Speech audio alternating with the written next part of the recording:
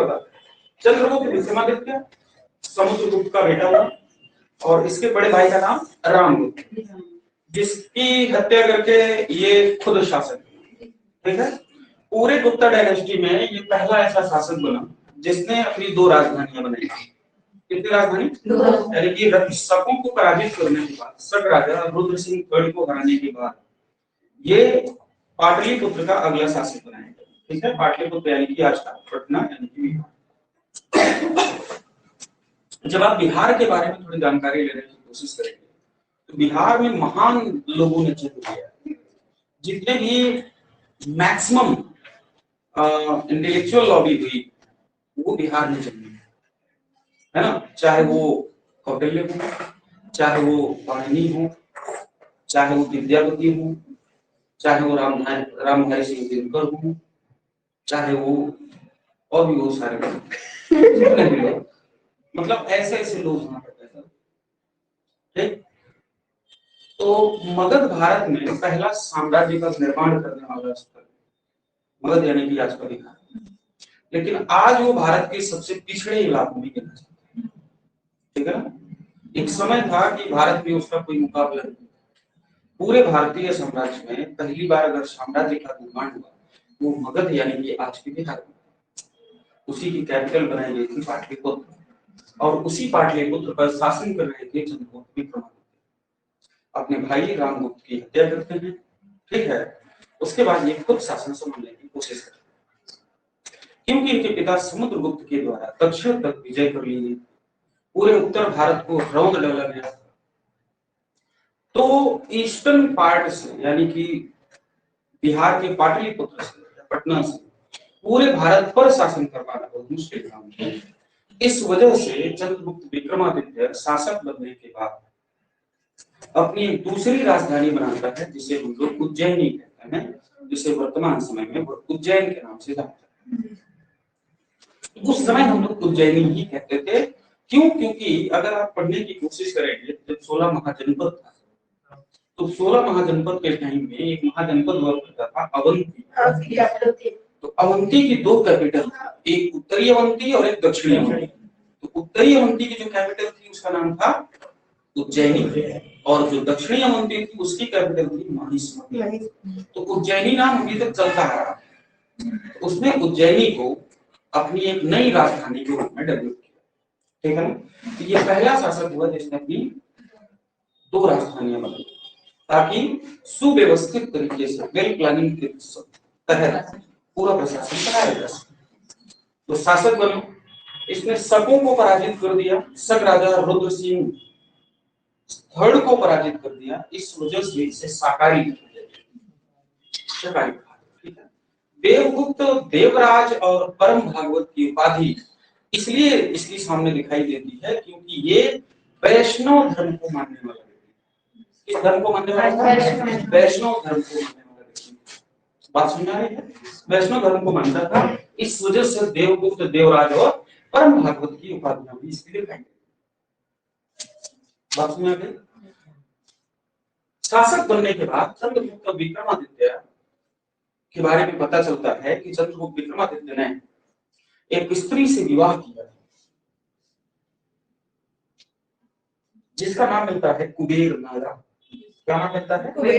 कुबेर नागा नाम की स्त्री से इसने विवाह किया और उसी से एक लड़की का जन्म हुआ जिसका नाम है प्रभावती गुप्ता। क्या नाम है? प्रभावती गुप्ता नाम मिलता है। और बाद में प्रभावती गुप्ता बड़ी इंपॉर्टेंट महिला शासिका के रूप में देखी जाती है वाकाटकों के बीच में। इसके पीछे की बात बताते हैं, क्यों पता चलता है? लिखो, मतलब ये पूरा लिखा देंगे क्रम से, सब लोग पूरी बात बताते हैं। तो चंद्रगुप्त विक्रमादित्य ने क्या किया कि कुबेर नागा नाम की स्त्री के साथ और उससे एक बच्ची उत्पन्न हुई जिसका नाम रखा गया प्रभावती गुप्ता। प्रभावती जब बड़ी हुई तो उसकी शादी वाकाटक नरेश और रुद्र सेन सेकंड के साथ की। बहुत बड़ा कंफ्यूजन होता है रुद्र सिंह थर्ड में और रुद्र सेन सेकंड में, है ना, क्योंकि नाम लगभग राइम में हो, इसलिए बड़ी प्रॉब्लम होगी कि किसके साथ शादी हुई, किसको पराजित किया, क्योंकि दोनों नाम उसी के टाइम में होते हैं। वो रुद्र सेन सेकंड है और चंद्रगुप्त विक्रमादित्य के नाम के आगे भी चंद्रगुप्त सेकंड लगाया जाता है, इसलिए आपस में इनको जोड़ देते कि दोनों सेकंड सेकंड वाले क्या है, दामाद है, वो ससुर हो जाएगा, नहीं हो जाएगा। तो प्रभावती गुप्ता की शादी वाकाटक नरेश रुद्रसेन सेकंड के साथ, यानी कि इसका मतलब है कि प्रभावती पाटलिपुत्र छोड़ करके वाकाटकों के पास गई, लेकिन दुर्भाग्य ये था कि रुद्रसेन सेकंड की डेथ हो गई, तो वाकाटक का जो प्रशासन था वो भी चंद्रगुप्त विक्रमादित्य के कंट्रोल में। उसने अपनी बहन के बिहार पर शासन किया वहां पर, है ना। ऐसा ही कुछ आपको दिखाई देगा हर्षवर्धन के टाइम में। किसके टाइम में? हर्षवर्धन के टाइम, है ना। जब वो कन्नौज में उसकी शादी गृहवर्मा के साथ होती है और जब गृहवर्मा की हत्या कर दी जाती है तो हर्षवर्धन अपनी बहन के विवाह पर कन्नौज आ जाता है शासन करने के लिए, थानेश्वर को छोड़ देते हैं। ऐसा ही कुछ यहाँ पर हो रहा है ना। तो रुद्रसेन की डेथ के बाद प्रशासन पूरी तरह से प्रभावती गुप्ता के कंट्रोल में है, लेकिन अंतिम कमान चंद्रगुप्त के हाथ में रहती थी, इसलिए कोई चिंता नहीं।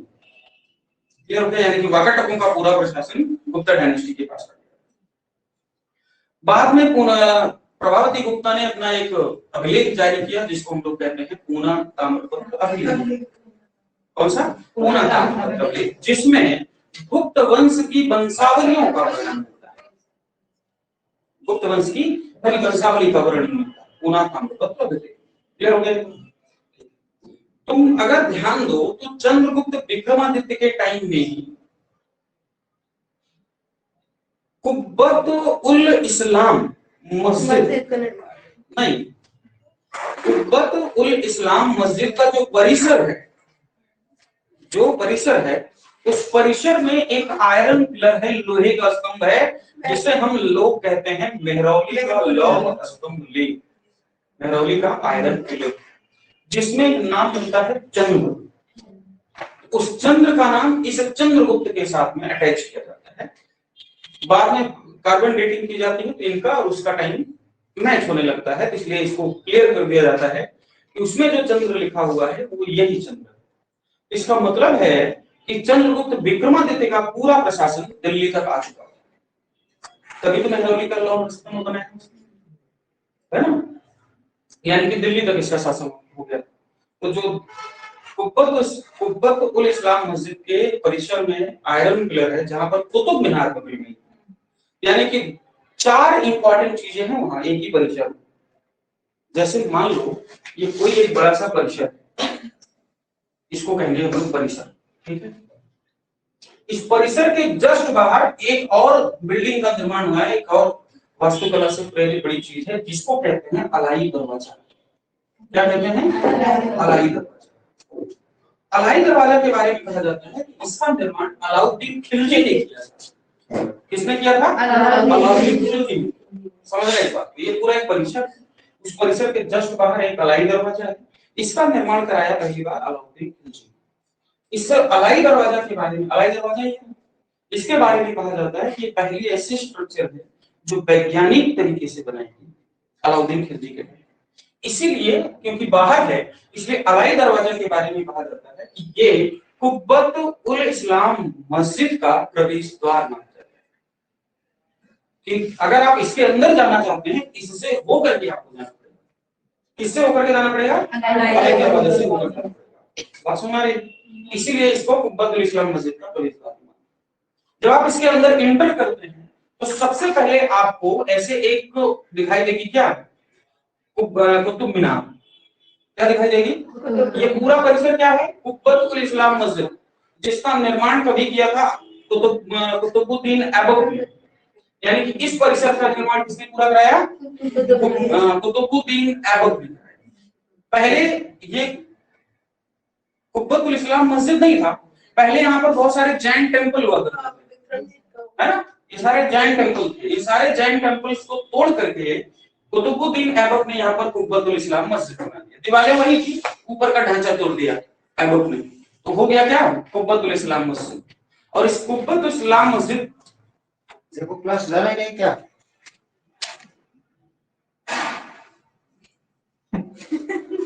शिवांगी, देखो उसमें क्लास दिख रही है तुम्हें मोबाइल पे? शिवांगी दिख रही क्लास तुम्हें? कौन? अरे वही शामपुर में नहीं आती है?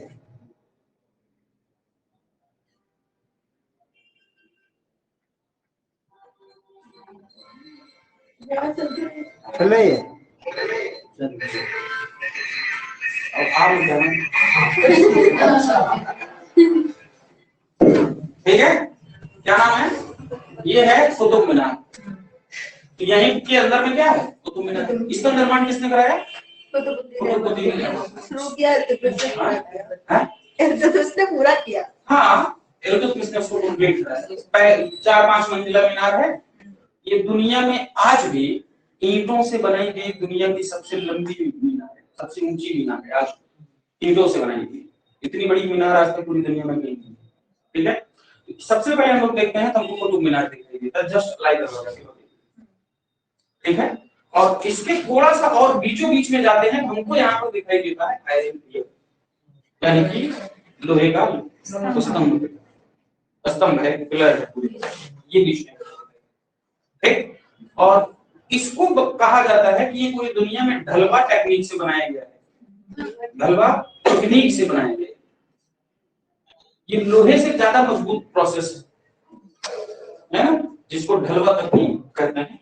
उस तकनीक से बनाया गया ये आयरन पिलर है। इसके बारे में खास बात बताई जाती है क्या, कि पूरे खुले वातावरण में है, चाहे धूप हो, चाहे सर्दी हो, चाहे गर्मी हो, चाहे बरसात हो, खुले प्रांगण में आज तक इसमें जंग नहीं हुई। इसके बारे में हो सकता है, ठीक है ना। ऐसा ही एक क्रम हमको दिखाई देता है मध्य प्रदेश में। कल अंजलि बताएगी इसका नाम क्या है और किसने बनाया। हाँ, लौह स्तंभ है। ये कहाँ है? मध्य प्रदेश में। इतना हिंट मैं दे रहा हूँ, ठीक है।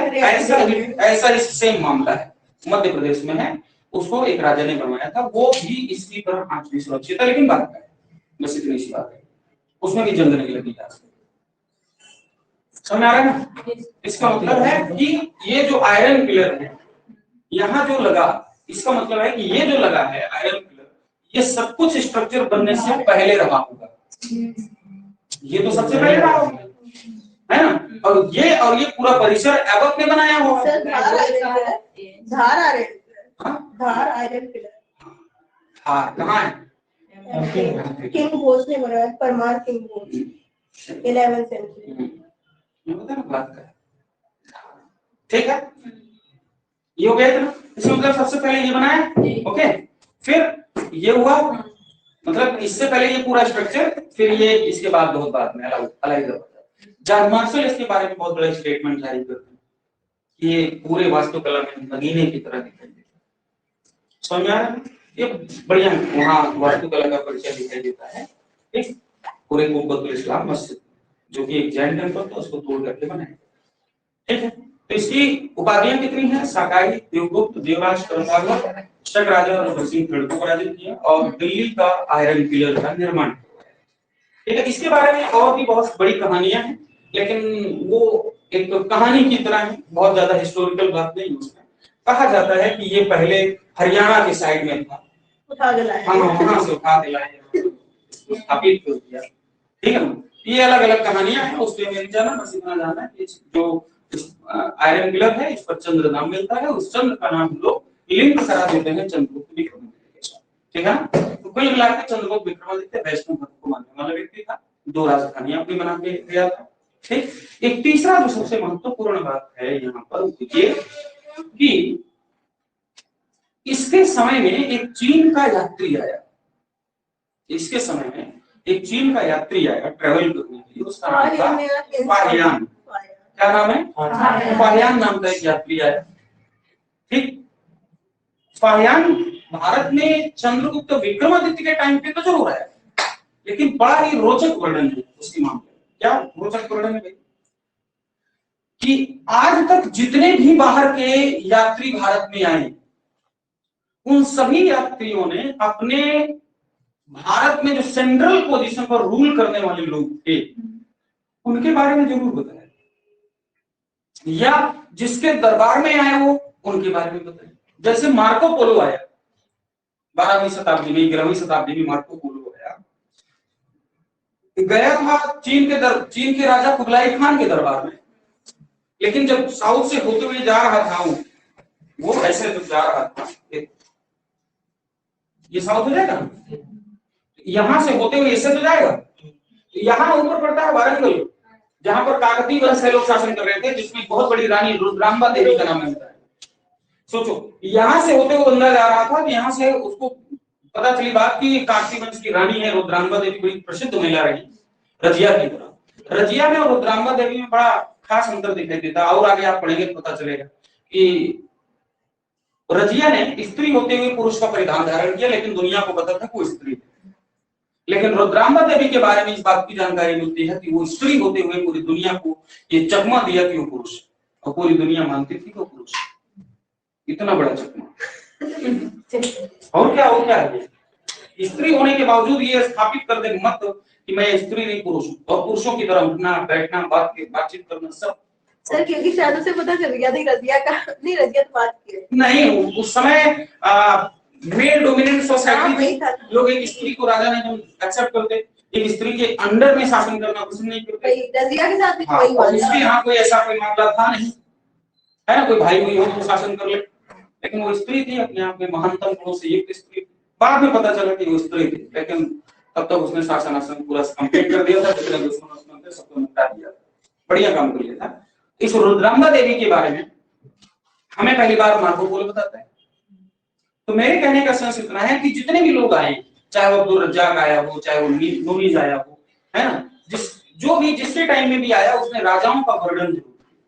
लेकिन फाहियान एकमात्र ऐसा चीनी आदमी है, वो जब भारत में आता है तो उसमें फाहियान चंद्रगुप्त विक्रमादित्य का शासन होता है, उसने कहीं पर भी चंद्रगुप्त विक्रमादित्य के बारे में कोई वर्णन नहीं। ये सवाल पूछा है ना, उसने कहीं पर भी चंद्रगुप्त विक्रमादित्य का कोई नाम नहीं। हाँ, तुमसे अगर सवाल पूछा जाए कि क्या उसने कभी पाटलिपुत्र की प्रशंसा की, तो नहीं, उसने पाटलिपुत्र के बारे में कोई बात नहीं की। उसने पाटलिपुत्र के स्थान पर उसने मध्य देश की प्रशंसा की। ये मध्य देश क्या है? मध्य प्रदेश। मध्य देश को ही हम लोग आज मध्य प्रदेश के नाम से जानते हैं। उसने मध्य देश के बारे में कहा कि जो मध्य देश है ये ब्राह्मणों का देश है। ये भी पूछा जाता है फाहियान ने भारत में किस राज्य को ब्राह्मणों का देश कहा है, तो उसका नाम है मध्य देश। ये भी बात उसने की, और उसने एक बड़ी शानदार रचना की जिसका नाम है एक बड़ी शानदार रचना, जो कि किसके टाइम में आया? चंद्रगुप्त। ठीक है, इतनी कहानी है इसकी, चंद्रगुप्त की बड़ी बड़ी कहानी है। सर उनका नाम बताइए, देख लेते हैं स्पेलिंग उसकी। Okay CUP। हाँ CUP है ना, है शायद ये काका।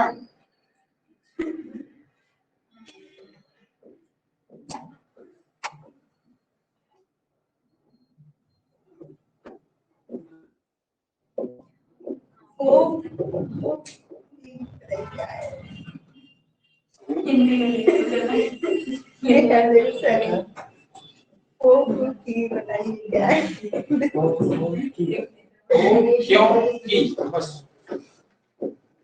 क्यों भी लिखेगा, KWO लिखा है, क्या है? लिखा है इसको थोड़ा थोड़ा है।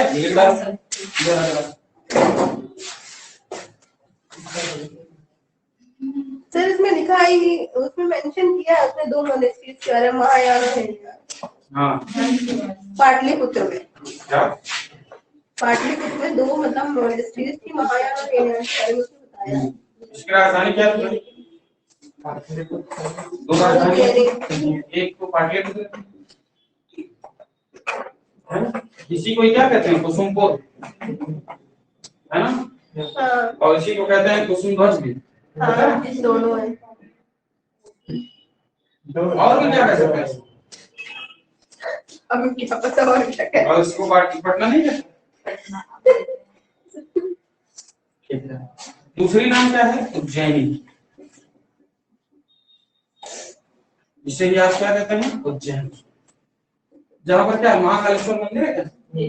हाँ है सर। ना? हाँ सर। नॉन क्या पूछ रहे हैं आप? है कि नहीं? ये किसे नहीं बताओ? उज्जैन में तो है। बहुत सही बात है। नेक्स्ट, इसका विवाह कुबेर नागर से हुआ। किसके साथ हुआ? कुबेर नागर से। ठीक है। इसकी पुत्री का नाम क्या है भाई? प्रभावती गुप्ता। प्रभावती गुप्ता का विवाह किसके साथ हुआ? रुद्रसेन सेकंड। और रुद्रसेन सेकंड। वकाटक शासक रूलर। ये कैसा शासक है भाई? वकाटक। वकाटक शासक। प्रभावती गुप्ता विवाह हुआ रुद्रसेन सेकंड के साथ, वकाटक शासक। ठीक है। किसकी? हाँ, ध्रुव देवी भी नाम ले लेंगे बाद में। विवाह हो गया कुबेर नागर के साथ, लिख लो ध्रुव देवी भी इसकी पत्नी। ऑफिशियल पत्नी तो यही मानी जाएगी। ये हो किसके? हाँ हाँ, ये तो ऐसे हो गई शादी जबरदस्ती वाली। प्रभावती गुप्ता का विवाह किसके साथ हुआ? रुद्रसेन सेकंड के साथ, वकाटक शासक। ओके। इसका क्या प्रसिद्ध है? पूना ताम्रपत्र अभिलेख। पूना ताम्रपत्र अभिलेख में किस बात की जानकारी मिलती है हमको? गुप्त वंशावली। गुप्त वंशावली। ठीक। आगे अगली लाइन जोड़ के इसमें लिखनी है, वैष्णव धर्म का अनुयायी। कहने का वैष्णव धर्म को, वैष्णव धर्म को दक्षिण भारत में क्या कहते हैं? वैष्णव धर्म को दक्षिण भारत में क्या कहते हैं भाई? अलवार। बस अलवार कहेंगे। अलवार कितने क्या कहेंगे? अलवार कहेंगे। और कुल कितने अलवार संत थे? तो 12 संत थे। यहाँ इतनी नोट कर लेना। ठीक है। कुल कितने संत थे? तो 12 संत थे दक्षिण भारत में। और यहीं ब्रैकेट में लिख देना नयनार। नयनार इनकी संख्या है 63। नयनार जो होते हैं वो शैव होते हैं और इनकी संख्या 63 मिलती है। कितनी मिलती है? 63। ये लिख लेना चाहिए। तो जो भगवान शिव की पूजा करते थे वो नयनार थे, और जो भगवान विष्णु की पूजा करते थे वो अलवार थे। तो अलवारों की संख्या 12 मिलती है, नयनारों की संख्या कितनी मिलती है? 63। ओके। अगर इसमें 2 पॉइंट और ऐड कर लो तो मजा आ जाए। अलवार जो संत थे, अलवार संतों की संख्या कितनी थी भाई? 12 थी, है ना? इसमें बहुत बड़ा नाम है अंडाल का, ये जोड़ दो। क्या नाम है? ये महिला संत, महिला संत। ठीक है ना? इसकी तुलना मीराबाई के साथ की जाती है। किसके साथ तुलना हुई इसकी? मीराबाई के साथ। ओके। और एक बहुत बड़ा नाम मिलता है कुलशेखर। क्या नाम मिलता है? कुलशेखर। नलियर दिव्य प्रबंधन कह रही हो? नहीं, और किसके? कुलशेखर। बताओ किताब बताओ। अलवार संतों की एक किताब भी हमको दिखाई देती है। किताब का नाम है नल ये दिव्य प्रबंधम। नलियर दिव्य प्रबंधम। लिखने वाले व्यक्ति का नाम नाथ मुनि। ये भी बहुत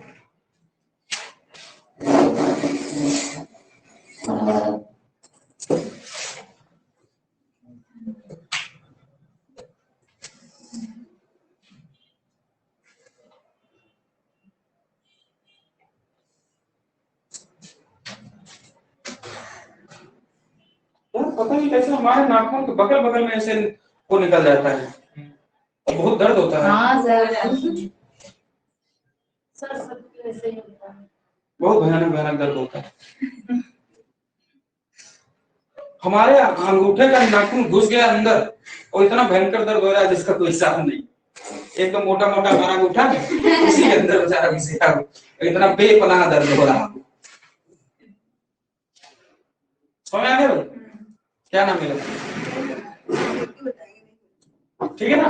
ये वैष्णव धर्म का क्या था, अनुयायी था। वैष्णव धर्म को दक्षिण भारत में क्या कहते हैं, अलवार कहते हैं। उनकी संतों की संख्या है 12 संत मिलते हैं कुल अलवारों में। ओके, नेक्स्ट नयनार कौन होते हैं, जो भगवान शिव को मानते हैं। इनकी संख्या कितनी मिलती है, 63। ओके, अलवार संतों की संख्या जो 12 थी, उनमें एक प्रमुख महिला है संत, जिसका नाम है अंडाल। ये 12 संतों में से एक महिला है, एकमात्र महिला, जिसका नाम है अंडाल। ये महिला संत थी। इसकी कुल तुलना की जाती है मीराबाई के साथ, क्योंकि मीराबाई ने भगवान कृष्ण को अपना पति माना।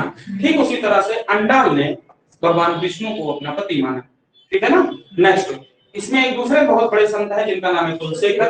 अलवार संतों से संबंधित एक बड़ी किताब मिलती है जिसका नाम है नलिकीर दिव्य प्रबंधम, जिसके रचनाकार माने जाते हैं नाथ मुनि। इसका मतलब है कि नाथ मुनि साहब कौन से संत रहे होंगे, वैष्णव धर्म के संत। ओके, चलिए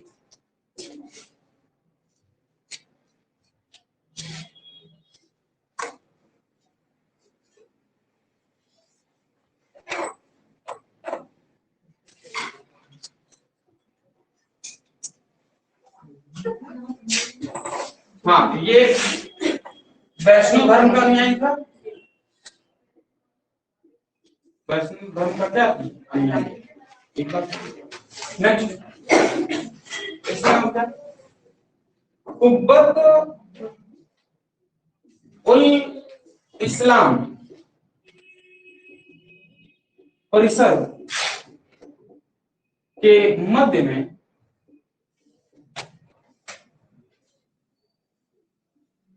मेहरौली का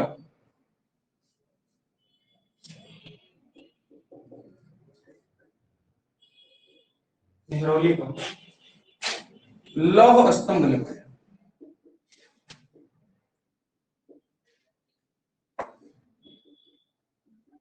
ठीक बात है, इसमें हम लोग कह सकते हैं कुब्बत उल इस्लाम मस्जिद का निर्माण किसने करा भाई, ऐबक ने। किसने कराया, ठीक है ना। और इसी में क्या है, कुतुब मीनार है। क्या है, कुतुब मीनार। इसका भी निर्माण किसने कराया, ऐबक। जिसमें हम लोग पूरा करने का क्रेडिट किसको देंगे, ऐबक को देंगे। थोड़ा है तो उसको ही दे दे। और किसी को दे देंगे क्या, हाँ किसको, सर नाम नहीं पता लेकिन देंगे, दे देंगे। फिरोज शाह तुगलक को दे देंगे, क्योंकि उसकी वो टूट गई थी ना मेरा ऊपर का। और भी किसी को दे देंगे क्या, नहीं हमने नहीं सुना है। हाँ फिर ही पता है। और भी दे देंगे थोड़ा सा। सिकंदर लोधी को, हाँ, सिकंदर लोधी को। कितने लोगों का नाम है, किसी अंग्रेज का भी दे देंगे क्या, हाँ दे देंगे। उसका भी दे दीजिए। कुल इस्लाम मस्जिद का निर्माण ऐबक के टाइम में हुआ। ठीक है ना। कुब्बतुल इस्लाम मस्जिद के ही परिसर में कुतुब मीनार का निर्माण हुआ, जो कि ऐबक ने करवाया, पूरा करवाया है इल्तुतमिश ने। 5वीं मंजिल टूट गई थी बिजली गिर जाने की वजह से, भाई साहब ने बुलाया और फिर भाई साहब ने इसका और रिकंस्ट्रक्शन कराया पूरा। ठीक है ना। अंग्रेज कौन था, अंग्रेज का नाम याद नहीं आ रहा, लेकिन करवाया है, ये निश्चित बात है। देखिए ये निश्चित बात है, उसने भी करवाया है। हमने कभी पढ़ा था, उसको भूल गए।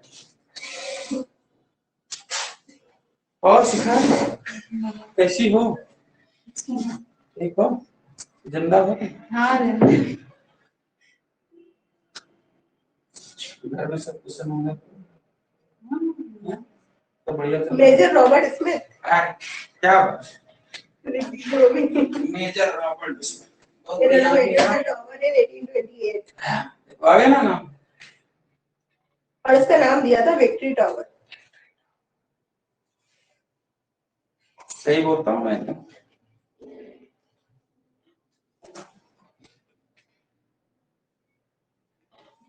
तुम्हें पता है, जान के हैरानी हो जाएगी, कुतुब मीनार जो अभी उत्खनन कार्य चल रहा है, इसमें गणेश जी की मूर्ति हमें पता है तो आप गणेश जी की मूर्ति निकाल रहे हैं, निकाल रहे हैं बनना है। नहीं तो इसमें विक्रम जी से जुड़ा था ना, वो तो उसका भी था ना कुछ। हाँ ये तो मेरा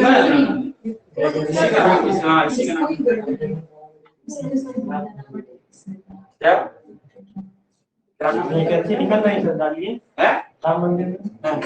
आनंद डालिए, क्या मिल रही है? वैकेंसी निकल रही है राम मंदिर में। सच में वो प्लीज के लिए निकल रही है। डाल दीजिए, डाल देते हैं। क्या वैकेंसी निकली पता है? डाल दीजिए सर आप। नहीं, हमारे स्कूल में है, डाल देते हैं। हाँ? पुजारी कौन रही? पुजारी पुजारी नहीं क्या ठीक है ना भाई, इतना हो गया। नहीं सर, आपको भगवा बस डालना टंडन ना, आप डाल सकते हैं। भगवा मिल जाएगा ना। नहीं ऐसे नहीं। पीला कुर्ता पहनना। क्यों क्या भाई, और क्या नाम है इसके समझ? चीनी आती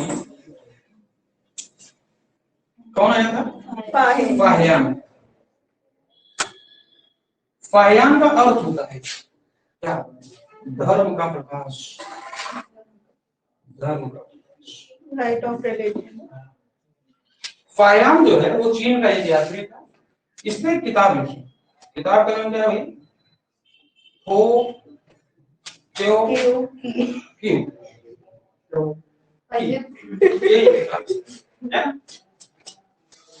चंद्रगुप्त विक्रमादित्य का वर्णन नहीं किया, ये ध्यान रखना। चंद्रगुप्त विक्रमादित्य का वर्णन नहीं किया, ये बड़ी बात थी। मध्य देश, जिसको हम लोग ब्राह्मणों का देश कहा है। MP है, इसको ब्राह्मणों का देश, ब्राह्मणों का देश। सबसे इंपॉर्टेंट मामला इसमें अगला है। क्या है अगला मामला? कि किस मार्ग से आया और किस मार्ग से गया, ये भी सवाल बताओ। हमें नहीं पता। किस मार्ग से आया और किस मार्ग से गया, देख बताओ। ये सवाल पूछा है। सर आप बता दीजिए ना। स्थल मार्ग से आया, जल मार्ग से। हाँ तो बस हो गया ना। नहीं तुम देखो और सवाल मिलेगा। अरे तुरंत मिलेगा वेन सांग वाला, तुम समझ नहीं ये बात? तो वो भी बता दीजिए आप। देख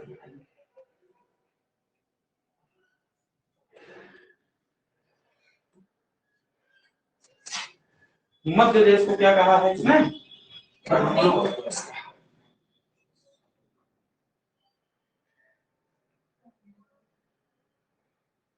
तुम्हारा नाम क्या है?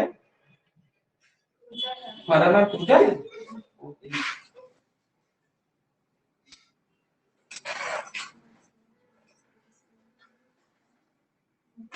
सर श्रुति का नाम श्रुति हम लोग नहीं नहीं, धीरे धीरे पूछेंगे, सबसे पूछेंगे धीरे धीरे। चीन से भारत तक पैदल यात्रा की थी जी, समुद्री मार्ग से। सही बात है ना? हमने कब कहा झूठ? सही बात है एकदम। स्थल मार्ग से आया भाई और जल मार्ग से गया। तो वेनसांग कैसे आया होगा और कैसे गया होगा? वो स्थल से ही आया और स्थल से ही गया, ये अंतर है गुरु, ध्यान रखना इस बात को। इसमें को पैक्सियन नाम से भी जाना जाता है। हाँ फालतू बात। स्थल मार्ग से आया, स्थल मार्ग से आया और जल मार्ग से गया भाई। सर इसमें तो लिखा है कि उन्होंने कई शहरों के बारे में लिखा है, दक्षिणा पाटलिपुत्र भी लिखा है। क्या इसमें तो लिखा है कि उन्होंने पाटलिपुत्र के बारे में भी लिखा है। पाटलिपुत्र के बारे में लिखा, लेकिन हमने कहा यहाँ कहाँ लिखा पाटलिपुत्र के बारे में? उसने नहीं कहा। हमने कहा यहाँ कहीं? मैंने लिखा है कहीं? मैंने ये नहीं कहा पाटलिपुत्र का वर्णन नहीं किया, मैंने ये कहा कि उसने चंद्रगुप्त विक्रमादित्य के बारे में कुछ नहीं कहा। बोला था पाटलिपुत्र, तो हो गया होगा भाई मिस्टेक, भाई मिस्टेक हो गया होगा। लेकिन उसने राजा का वर्णन नहीं किया। इंपॉर्टेंट बात तो राजा है ना, कि पाटलिपुत्र का वर्णन अगर मान लो कर भी रहा तो राजा को नहीं बता रहा है। जैसे मेगस्थनीज चाणक्य के सामने खोपड़ी पर रह रहा है, लेकिन चाणक्य के बारे में नहीं बता रहा है अपनी किताब में कहीं। बड़ी बात है, इसलिए डाउट बनने लगता है किसके ऊपर? चाणक्य के ऊपर। कल हम लोगों को, हम तुम लोगों को बताएं, कल कल क्या तारीख थी? कल नहीं, कल 29 तारीख थी, 28 की बात है। आरएसएस में एक काम हो रहा है, एक ब्रांच है उनकी, इतिहास संकलन समिति, जो सेमिनार करा है, उनकी मीटिंग हो रही थी। मीटिंग में भाई हम भी सदस्य हैं तो हमको भी बुलाया गया, तो हम भी पहुंचे। तो वहां पर सब मठाधीश टाइप के लोग बैठे हुए। तो जो उनमें मेन आदमी थे भाई साहब, नाम नहीं लूंगा मैं, मेन आदमी जो थे, तो उन्होंने प्राचीन कृषि व्यवस्था और व्यापार के बारे में बात करें। ठीक, हमने कहा बातचीत चल रही थी। तो भाई साहब ने पाराशर ऋषि के बारे में बात की। पाराशर नाम के ऋषि हुए, उनके बारे में बताया कि ये प्राचीन भारत के पहले व्यक्ति हैं जिन्होंने कृषि के बारे में जानकारी दी। उन्हीं से कृषि स्टार्ट होती है। मुझसे मैं कुलबुला रहा था अंदर, मैं बोलूं, लेकिन हमने कहा जाने दो, अब तो क्या है। लेकिन बीच में उन्होंने कुछ ऐसा प्रसंग उठा दिया, क्वेश्चन आंसर करने लगे और थोड़ा और मतलब हवा बना रहे थे। तो हमें अब नहीं रहा गया, हमने धीरे से सब ऐसे था। हाँ बोलिए पाए। हमने कहा सर अभी कुछ समय पहले आप पाराशर ऋषि की विषय में बात करें, तो उनको लगा बहुत बढ़िया बात बोलने वाला, समर्थन करेगा। जी बताइए पाए जी। हमने कहा सर पाराशर ऋषि के बारे में आपने बताया कि पहले ऋषि का काम उन्होंने किया। सर ऋग्वेद के चौथे मंडल में वामदेव जी ने एक पृथुबैन नाम के व्यक्ति का उल्लेख किया है। उसे दुनिया का पहला कृषि इंजीनियर माना जाता है। वो पहला व्यक्ति है जिसने हल का आविष्कार किया। वो पहला व्यक्ति है जिसके नाम पर पृथ्वी का निर्माण हुआ। उस व्यक्ति को पृथ्वी का पहला शासक माना जाता है। वो पहला व्यक्ति है जिसने इस पृथ्वी पर हल चलाया। फिर क्या होगा? फिर पाराशर कहां से आए सर? उसका दिमाग खराब हो गया, क्या बता सकते हैं? समय रिजल्ट क्या होगा? रिजल्ट ये है कि वो थोड़ा सा क्या है कि हम इस विषय में बात करेंगे। आपको डिबेट में कोई हरा नहीं सकता है, इसके लिए हम आपको अलग से समय देना पड़ेगा। शास्त्रार्थ किया जाएगा। उनका एक साथ देने के और भाई साहब आए थे प्रचारक, उन्होंने कहा क्या आपको पता है कि पृथ्वी का निर्माण कितनी बार हुआ? वो कहना ये चाह रहे थे कुल मिला के कि वही बीजेपी वाले की हर बार इनकी कहना ये चाह रहे थे कि पृथ्वी एक बार नहीं बनी, कम से कम 60-70 बार बनी। वही कौन सी पृथ्वी के पृथ्वी बनने की तुम बात कर रहे हो? हम यार हमारा दिमाग चकरा गया, क्या बकवास बात यार। हमने कहा पृथ्वी एक ही बार बनी ना गुरु, पृथ्वी तो एक बार बनी, आज से लगभग 400 अरब साल पहले। अब तुम अगर आज वाली पृथ्वी आज से 400 अरब साल पहले बनी, तो तुम्हारी 60-70 वाली जो 60-70 बार पृथ्वी बनी वो कब बनी होगी? जीएसआई तो का पूरा टोल्स खराब हो जाएगा।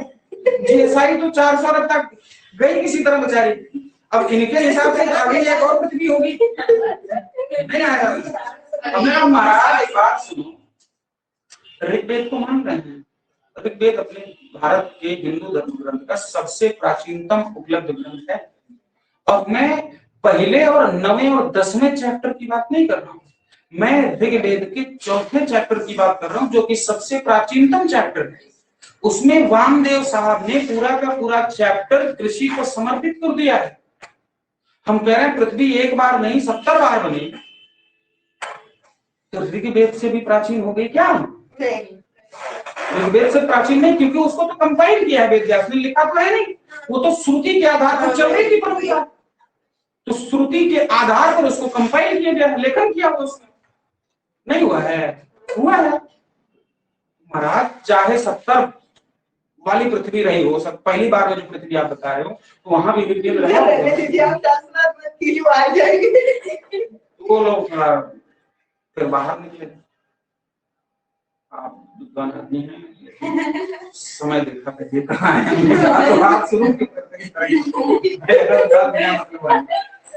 मतलब तर्कों पे बात करो, बिना तर्कों वाली बात नहीं करो। अब यही बात जाकर के वहां समझाओगे। अब कौन पूछताछ लेगा? कौन नहीं बोलते भाई, यही तो समस्या। एक दिन हुआ, एक दिन और मीटिंग में गए, मतलब मीटिंग में जाते रहते हैं, हम सब जान गए कि वो दुष्ट आदमी है।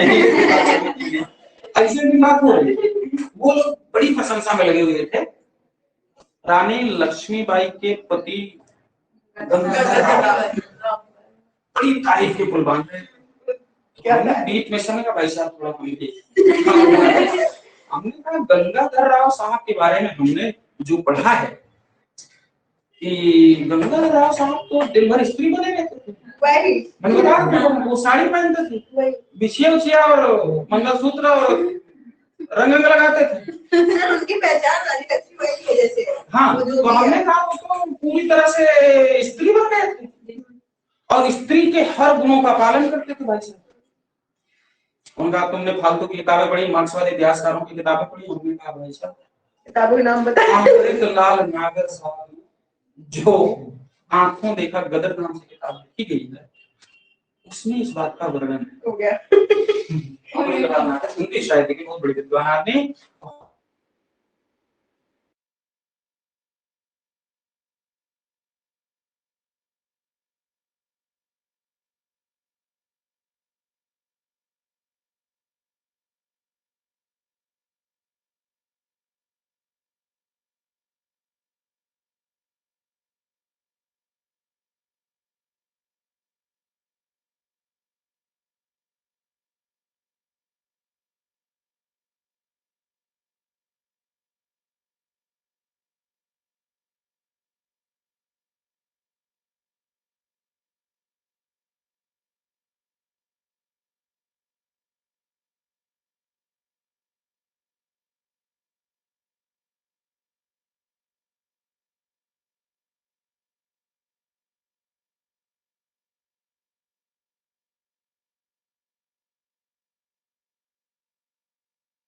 का मतलब है कि आप उसकी बातों को काट रहे हैं, तो पूना के चित्तौन ब्राह्मण की आपको देखी बातों को काट रहे हैं कि उस बंदे ने लिखा, अमृतलाल नागर ने खाली ट्रांसलेशन किया।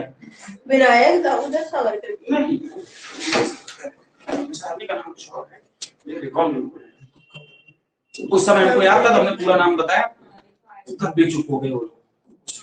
सर क्या नाम था ट्रांसलेशन अमृतलाल नागर आपको देखा, आपको देखा, बहुत शानदार किताब, 60-70 पेज की किताब है, बहुत बढ़िया बुक है।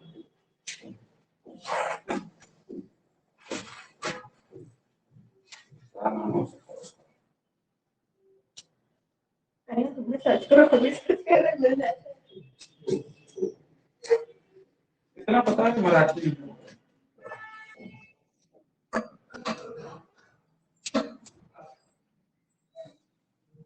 चलो ठीक, ये हो गया इतना भाई।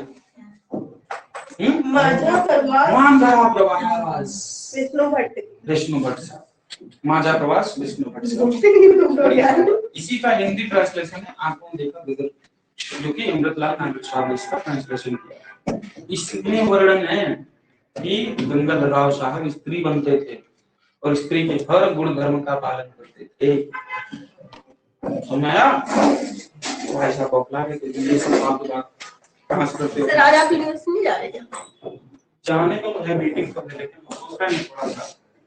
सर आज हम जा रहे हैं ना, इसलिए कह रहे हैं हम जा रहे हैं। जा रहे हो? नहीं लेकिन उस पार्ट नहीं ले रहे। कहाँ? नहीं जाओ हिस्सा लो, नहीं पॉलिटिक्स बहुत है सर, वो भी है ना बहुत ज्यादा, जाने नहीं दिया। वो सर कल मैंने तुमको स्टेटस लगा दिया था ना, तो फिर जिन भैया को जा रहे हैं उनका फोन आया गया था, अंजलि क्या हो गया तुमने स्टेटस वगैरह लगा दिया। हमने कहा भैया बस हिस्ट्री रिपीटेड इटसेल्फ। अरे नाम भाई मार इसका टाइम है 415 से। इसका एक उपाधि मिलता है इसका नाम है महेंद्रादित्य।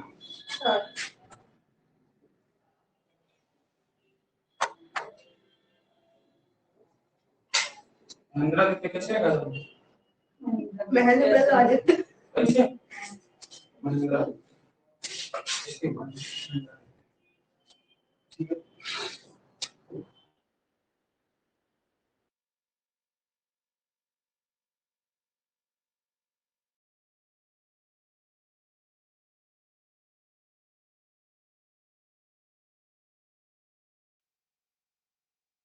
ये सिक्के सर्वाधिक शासन ये सब भाई साहब का है, ठीक है। यानी कि पूरे गुप्त वंश में सर्वाधिक अभिलेख किसने जारी किए? कुमारगुप्त ने। सर्वाधिक सिक्के एंड सर्वाधिक शासन, लगभग 40 साल का शासन। 40 साल का था लगभग 4।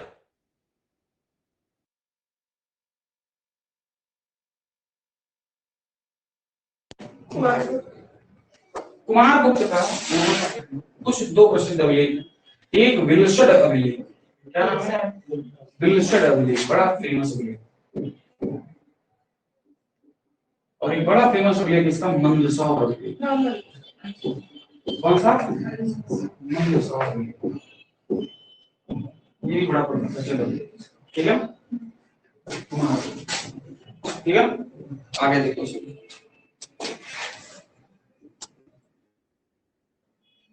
इसके बारे में सुन लो।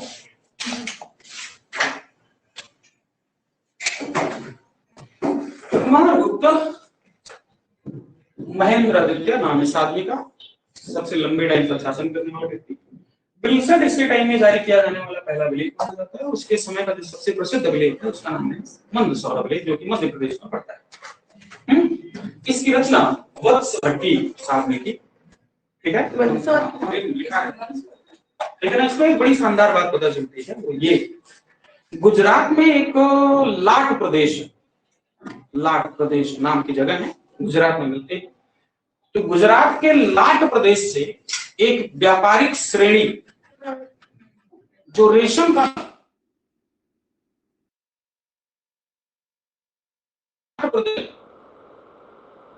व्यापार करने वाला मंदसौर आई, गुजरात को मंदसौर, यानी गुजरात से बाइकआउट करके आगे मंदसौर यानी कि मध्य प्रदेश आए। और वहां पर उस रेशम की श्रेणी ने एक मंदिर का निर्माण कराया जिसका नाम है सूर्य मंदिर, बड़ा प्रसिद्ध मंदिर। ये स्पष्ट दिखाई दे रहा है कि व्यापारिक श्रेणियां भी कई बार मंदिरों का निर्माण करती थी, यानी कि उस समय की जो व्यापारिक श्रेणियां थी वो भी बहुत रजिस्ट क्लास में आती थी। ये बात में कहां मिल रही है? तो कुमारगुप्त के मंदसौर अभिलेख से पता चला। नेक्स्ट, कुमारगुप्त के बेटे का नाम है स्कंदगुप्त। स्कंदगुप्त समझना चाहिए आपको। कुमारगुप्त के समय में पुष्य मित्र नाम की जाति के लोगों ने अटैक कर दिया। पुष्य मित्र नाम की एक जाति थी, उसने इनके ऊपर अटैक कर दिया। अटैक इतना भयानक था कि स्कंदगुप्त को उस आक्रमण का सामना करने के लिए जाना पड़ा। और युद्ध करने के दौरान स्कंदगुप्त ने पुष्यमित्र जाति के लोगों को हराया, लेकिन बुरी तरह से घायल हुए। ऐसा कहा जाता है कि इतना बुरा समय आ गया था, स्कंदगुप्त को पूरी रात पृथ्वी पर जाग कर बितानी पड़ी। मतलब बेहोश की हालत में, मरने की अवस्था में आ गए। मतलब उनका जो अटैक था वो बहुत भयानक अटैक। ये पुष्यमित्र जाति का जो अटैक था वो पहली बार कहां मिलता है? कुमारगुप्त के समय में मिलता है। इस बात का उल्लेख कहां मिलता है? तो भीतरी स्तंभ लेख से मिलता है। कहां से मिलता है? भीतरी स्तंभ, ये सब लिखना है। भीतरी स्तंभ लेख जो है वो वर्तमान के उत्तर प्रदेश के गाजीपुर में स्थित है, भीतरी स्तंभ लेख। और ये भीतरी स्तंभ लेख कुमारगुप्त का नहीं है, बल्कि इसके बेटे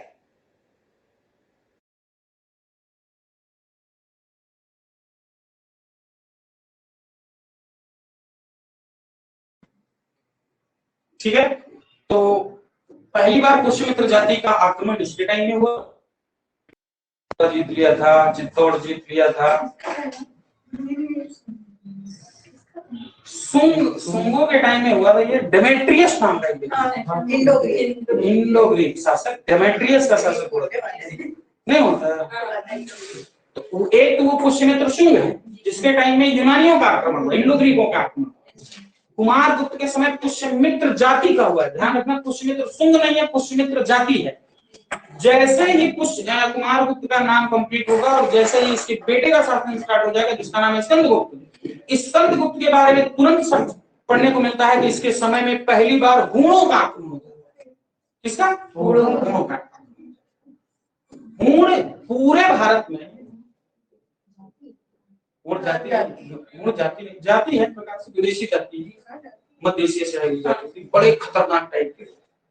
लेकिन अच्छी बात क्या हुई कि भगवान शंकर को मानते हैं। सनातनी थे। सनातनी भगवान शंकर को मानते थे बहुत तगड़े थे। ओम नमः शिवाय के नारे लगाते थे भाई साहब।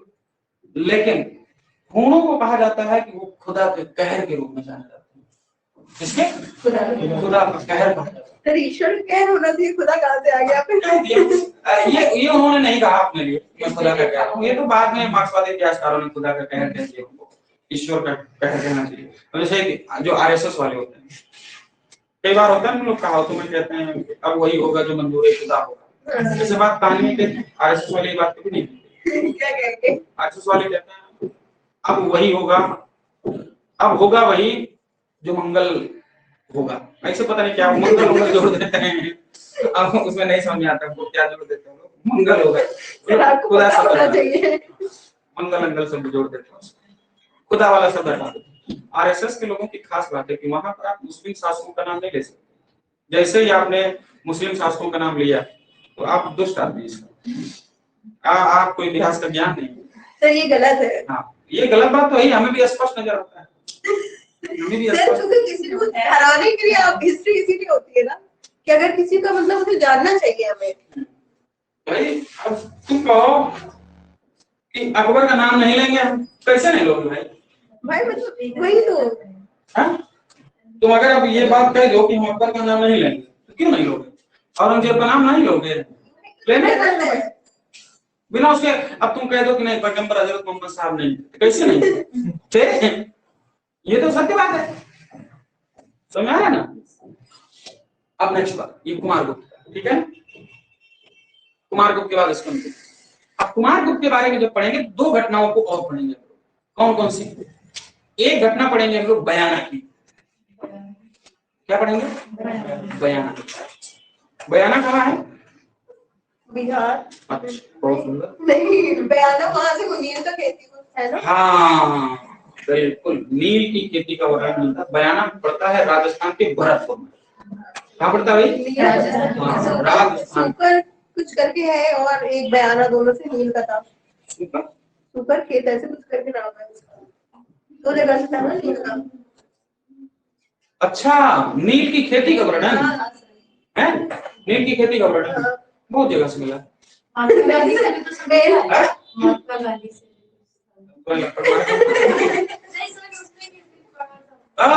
तुम सही पकड़ रही हो, पकड़ सही रही है तुम, लेकिन बोल सही नहीं पा रही हो।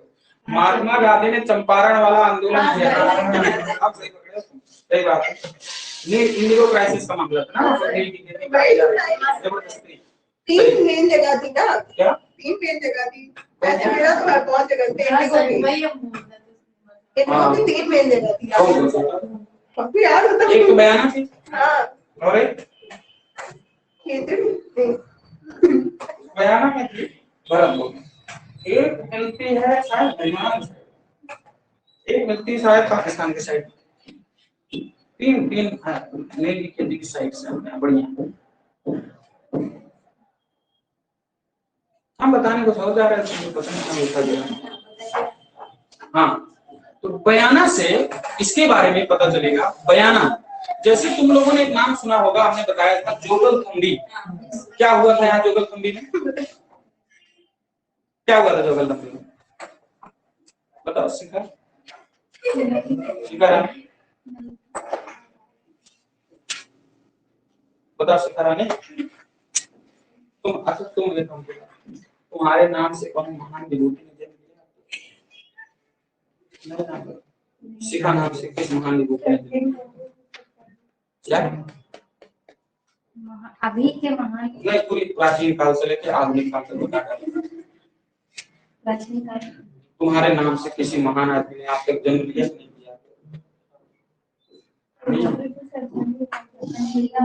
लिया? किस नाम? तुम्हारा नाम शिखा? तुम्हारे पास ये सवाल है, तुम ये पता करना है कि तुम्हारे नाम से ऐसा कौन सा इंसान पैदा हुआ जिसको लोगों ने जाना, दुनिया में उसका नाम प्रसिद्ध हुआ। एटलीस्ट दुनिया में नहीं, भारत में उसका नाम प्रसिद्ध हुआ। एक ऐसी कुछ पर्सनालिटी भी हाँ भाई वही है ना, पानी। तो बयाना से गुप्त राजाओं के सिक्कों के ढेर मिलते हैं। बयाना से गुप्त राजाओं के सिक्कों के ढेर प्राप्त हो जाते हैं। ओके, तो बयाना पड़ता है कहाँ? राजस्थान के भरतपुर के पास।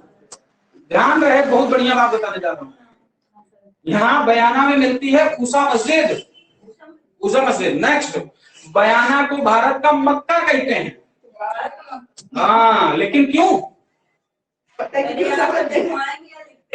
अभी लिखवाएंगे, लेकिन इसको क्यों कहते हैं? क्योंकि क्योंकि क्योंकि बयाना में मक्का से 2.5 कब्र कम पड़ गई थी। नहीं तो जो मक्का की पोजीशन थी वही भारत में पोजीशन हो जाती बयाना की। यानी कि भारत में एक बड़ा सेंटर है, दैट इज बयाना। बयाना मुसलमानों का सबसे बड़ा सेंटर था, क्योंकि 2.5 कब्र कम पड़ गई और 2.5 कब्र ज्यादा हो गई मक्का में, इसलिए मक्का मक्का हो गया, बयाना बयाना हो गया। 2.5 कब्र कम पड़ने ज्यादा है। कितनी है? बहुत ज्यादा है। बहुत ज्यादा कितनी है? जिस समय गणना की जा रही थी तो 2.5 कब्र का मामला पता नहीं कितने लोग मरे, कितने लोग जा रहे हैं, हमें क्या पता। कितने मरते हैं सबको बना दिया। सबकी कब्रें बनती तो वही हम भी कह रहे हैं भाई। जैसे अपने यहाँ लोग कहते हैं कि हम बनारस में, हम दुनिया में कहीं रहे लेकिन मरेंगे बनारस में। बनारस में सीधा कहा जाता है कि जो व्यक्ति बनारस में मरेगा वो सीधा स्वर्ग जाएगा। लेकिन कबीरदास ने कहानी को बदल दिया। पूरी जिंदगी बंदा बनारस में रहा, मगहर में जाकर मगहर के बारे में कहा जाता है जो वहां मर गया वो सीधा नरक में जाएगा। कितना भी अच्छा काम किया। 2 जगह है, बनारस और एक मगहर। कौन कौन सी? एक बनारस और एक मगहर। बनारस में मरने वाला व्यक्ति सीधा कहा जाएगा और बगल में बनारस के जस्ट थोड़ी सी दूरी पे पड़ता है क्या? मगहर। और मगहर के बारे में कहा जाता है तुमने जीवन में चाहे जितने अच्छे काम किए और तुम मर गए अगर जाके मगहर में तो तुम सीधे नरक में जाओगे। तो कबीरदास ने इस पाखंड के खिलाफ जोरदार प्रहार किया। बंदा पूरे जीवन बनारस में, लेकिन मरने के टाइम वो चला गया मगहर। उसे वहां मैं चैलेंज करता हूँ ईश्वर के इस बुद्धि के विधान, मैं मगहर में जाऊंगा, मैं वहीं मरूंगा। कबीरदास ने किया था ना भाई। कबीरदास बहुत रेशनल है। ठीक है भाई। तो बयाना जहां पर ऊषा मस्जिद भारत का मक्का कहा जाता है, नील की खेती के लिए बड़ा फेमस है। बयाना राजस्थान के भरतपुर जिले में पाया जाता है, क्योंकि बयाना में युद्ध भी हुआ है। इसको भी दो बातें देखिए। नेक्स्ट, इसमें जब हम पढ़ेंगे तो गाजीपुर का भीतरी स्तंभ लेख सुनने को मिल रहा है। तो गाजीपुर सरखेज, एक और थी कोई। सरखेज सही बात। सरखेज से स्क्वायर एक्चुअली। हाँ, तो भीतरी जो है गाजीपुर में वो 2 बातों के लिए फेमस है। एक तो ओपियम के लिए फेमस है, एक तो ओपियम के लिए फेमस, अफीम की खेती होती है। और दूसरी सबसे इंपॉर्टेंट बात कि वहां पर एकमात्र गवर्नर जनरल लॉर्ड कॉर्नवालिस की कब्र है। एकमात्र गवर्नर जनरल लॉर्ड कॉर्नवालिस की क्या है? कब्र। कहाँ? गाजीपुर। कहाँ पे? गाजीपुर में। गाजीपुर अपने यूपी का एक जगह है जो कि ओपियम की खेती के लिए फेमस है, अफीम। तुमसे इससे संबंधित सवाल पूछा जाएगा कि कुल कितने अफीम युद्ध हुए, ओपियम वार कितने? बताओ जल्दी। 2 ओपियम वार हुए, 2 अफीम युद्ध हुए। किसके किसके बीच में? भारत और चीन के बीच में, ब्रिटिश भारत एंड चीन के बीच में। पहला ओपियम वार हुआ 1839 टू 42, 1839 से लेकर 1842 के बीच में पहला अफीम युद्ध हुआ, जिसमें यही तो 39 टू 42 एक और क्या हुआ था? मराठा में कौन सा वॉर था? एंग्लो सिख था क्या? एक और वॉर हुआ है ना यही? है? और ये सब लिखाएंगे पूरा लिखाएंगे, सब बता देना, पूरा बताएंगे। हाँ, बस अफगान हुआ पहला अफगान, वही डेट याद आ गई। 1839 से 42 के बीच में पहला ओपियम वार लड़ा गया ब्रिटिश भारत के बीच में, ब्रिटिश भारत और चीन के बीच में, जिसमें चीन को अपने कई सारे बंदरगाह ब्रिटेन को देने पड़े, जिनमें एक बहुत बड़ा बंदरगाह था जिसका नाम है हांगकांग। तभी वो लोग स्वतंत्र कहते हैं, स्वतंत्र। हाँ, और हांगकांग को अभी ब्रिटेन ने वापस किया है 1997-98 में। हांगकांग को ब्रिटेन ने चीन को अभी वापस किया, 97-98 की घटना है ये। लेकिन वो चाइना गवर्नमेंट के अंडर में नहीं रहते। ठीक है ना, ये कहानी हो गई। नेक्स्ट, इससे सबसे बड़ी कहानी तेज वाली वो ये कि कुमारगुप्त ने बौद्ध धर्म का महान काम किया। उसने बनवाया नालंदा विश्वविद्यालय। कुमारगुप्त, ये गुप्त वंश का बहुत ही महानतम शासक, जिसने पहली बार क्या बनवा दिया, नालंदा विश्वविद्यालय की स्थापना करवा दी। राइट, नालंदा विश्वविद्यालय जो था वो महायानियों का बहुत बड़ा सेंटर था, जिसे ऑक्सफोर्ड ऑफ महायान कहते हैं। क्या कहते हैं, ऑक्सफोर्ड ऑफ महायान कहते हैं। ये काम करवाने वाला कुमारगुप्त ही था, जिसे ही बाद में बख्तियार खिलजी ने 1192-93 के बीच में नष्ट करा दिया पूरा। 1202 या 3, हाँ जो भी यही है 1202। हाँ, उसी समय उसने इसको क्या कर दिया, पूरा नष्ट। ठीक है ना, और बाद में भारत सरकार ने उसका जीर्णोद्धार कराया। क्या कराया, जीर्णोद्धार कराया। कब, 2010 में। और मोदी के पहले की घटना है, मनमोहन सिंह के सरकार में बहुत तगड़ी यूनिवर्सिटी बनाई मनमोहन जी ने, और अपनी बेटिया वहां पर बढ़िया प्रोफेसर बना दिया। वही कौन है, क्या नाम है उनका, किसका, अरे उनकी वही बेटी का, बेटी का नाम भूल गए, जो इतिहासकार है, उसका नाम है, वो दिल्ली यूनिवर्सिटी में है ना प्रोफेसर। हाँ, वो है इंशियल की उनकी, उपिंदर सिंह। उपिंदर मैडम बहुत बढ़िया महिला है, टिप्पी कटवाल काटती है, बढ़िया हेड है। लेकिन मनमोहन सिंह की 3-4 बेटियां थी ना, एक वहां लगा दिया, एक को नालंदा यूनिवर्सिटी में बना दिया, बढ़िया प्रोफेसर हो गई, और जाती आती है नहीं अभी जिंदा। और अमर्त्य सेन जो अर्थशास्त्र का नोबेल प्राइज पाने वाले व्यक्ति थे, उन्हें उसे 2010 में जब नालंदा यूनिवर्सिटी को बनाया गया तो उसका उन्हें पहला कुलपति बनाया, पहला वाइस चांसलर बनाया गया अमर्त्य सेन को। वो अर्थशास्त्र का नोबेल प्राइज था, अर्थशास्त्र, ठीक है ना, नोबेल प्राइज था। बढ़िया पता करना कि कब मिला ये नोबेल प्राइज। अभी रिसेंट में मिला, ज्यादा दिन नहीं हुआ। नहीं सर, 2022 में नहीं, अभी नहीं, मतलब इतना भी जल्दी नहीं, लेकिन 2010 में सर बता नहीं, देखते हैं, मतलब बहुत ज्यादा पुरानी है।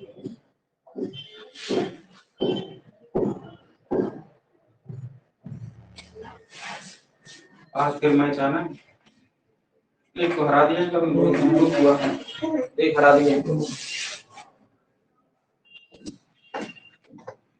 तो कुमारगुप्त के समय में इतनी महत्वपूर्ण घटना 1998। आज कितने साल हो गए पता है, 25 साल हो गए दादा, 25 साल हो गए बस, तब से मिला ही नहीं किसी को।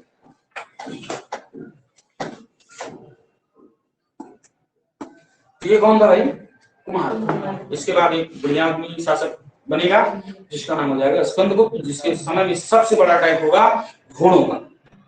घोड़ दुनिया में सबसे खतरनाक टाइप के लोग, सबसे खतरनाक, खुदा का कहर, मतलब वो भाई साहब जहां से निकल जाए ना मैदान क्लियर हो जाता था।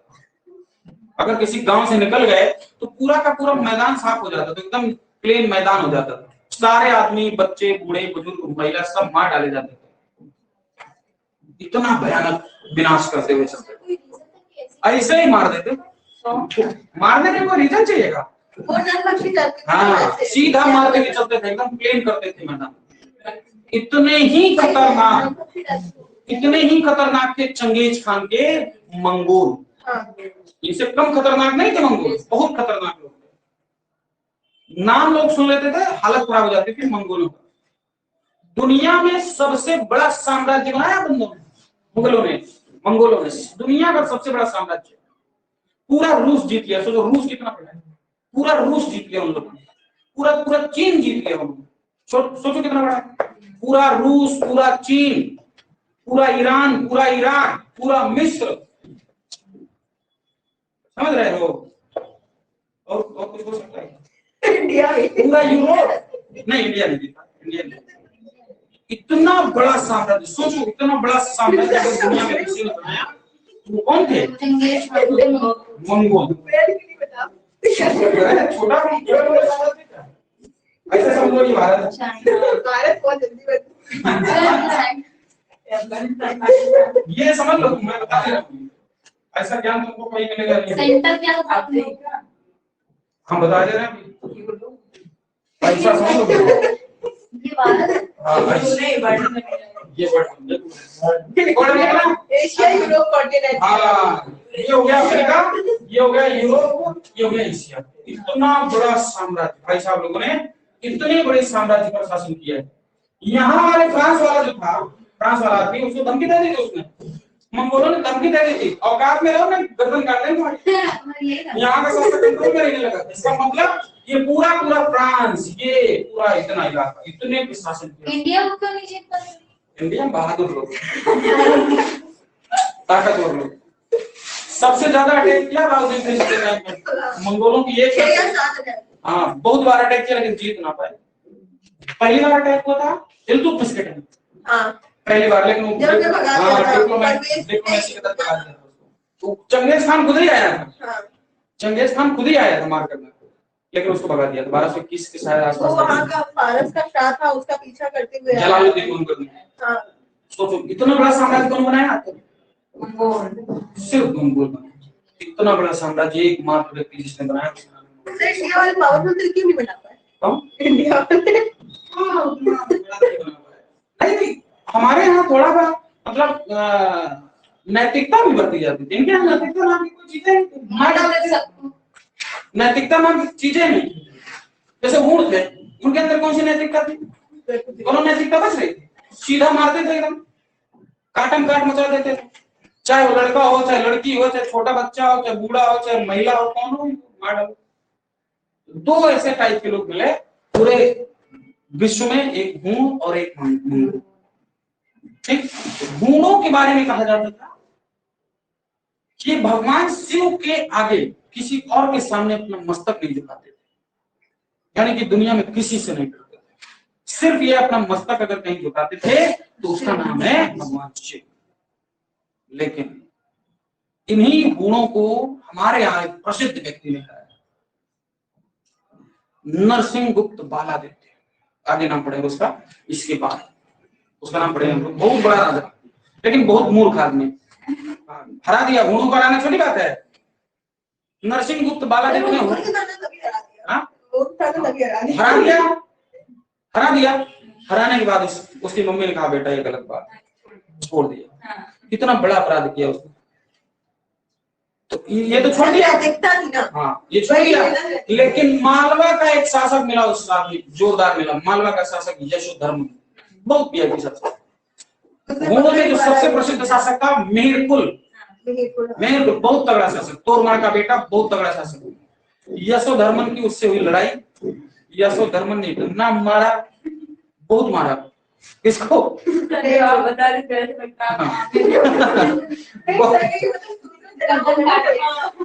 बहुत मारा।